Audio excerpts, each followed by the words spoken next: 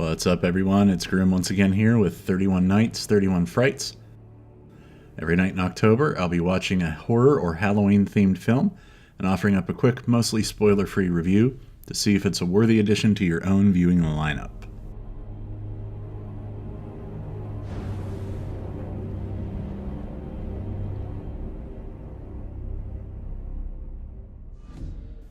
Tonight we're looking at Francis Ford Coppola's 1992 take on everyone's favorite vampire, Dracula.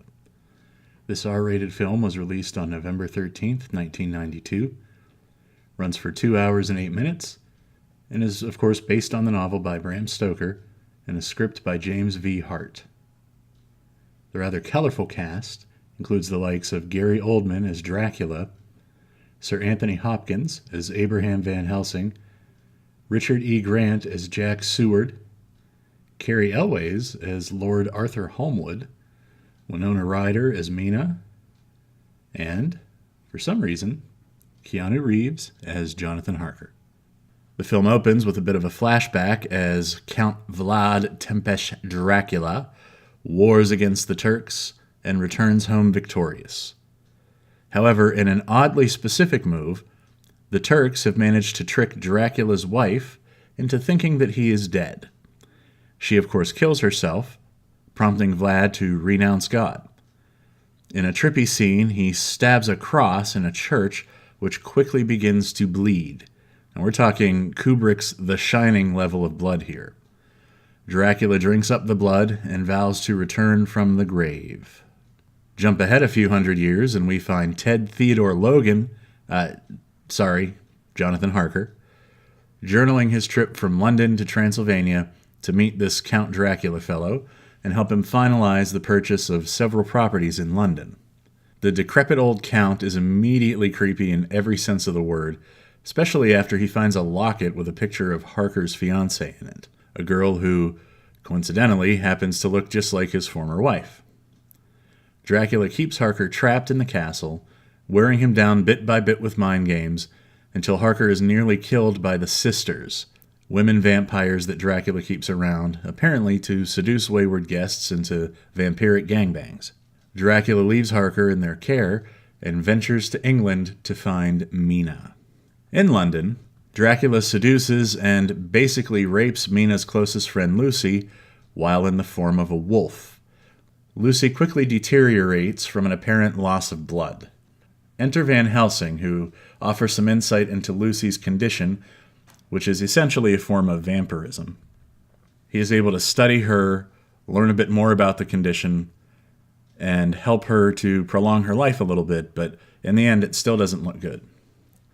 Eventually Dracula does approach Mina, and even though she brushes him off at first, she is eventually taken in by his charm, almost as if she remembers him from her former life, assuming you believe in that sort of thing. Eventually, however, John Harker escapes from Dracula's castle and goes to Romania, where he recovers from his injuries. Mina meets him there, and the two are married, which of course pisses off Dracula significantly. So Coppola's vision here mostly follows Bram Stoker's original novel. All of the book's major touch points are here, but the entire thing is kind of acid-infused and very trippy. Coppola himself has described the film as an erotic dream, which would explain some of the crazier visual elements. But to be honest, it feels kind of manic, almost like a film school student trying too hard to be artsy and edgy. Now that may be apostasy to anyone who worships Coppola as a director, but the fact is a great many of the tricks and gimmicks used in this film feel very dated by today's standards and woefully out of place. It comes off as disjointed and confusing when a simple, straightforward narrative would have been sufficient, in my opinion anyway. The cast is obviously very strong, as I've said. Gary Oldman and Anthony Hopkins as Dracula and Van Helsing, excellent choices, truly excellent. Oldman plays Dracula's various forms very well, and Hopkins' gleefully macabre personality as Van Helsing offers some brief moments of levity in an otherwise endlessly dark and moody film. The real weak link here, unfortunately, is Keanu Reeves. who at this point really was firmly entrenched in everybody's mind as Ted Theodore Logan. Now, we know eventually he figured out how to act, but here, his ridiculous attempts at a British accent really kill whatever little bit of resonance the character might have had. And honestly, that wasn't much to begin with.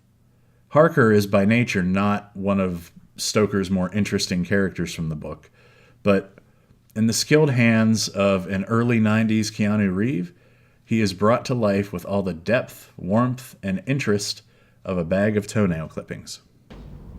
Oh, yes. So is it worth it? Well, it's definitely one of the best adaptations of Dracula, in my opinion, even if it is a little overproduced and trippy at times.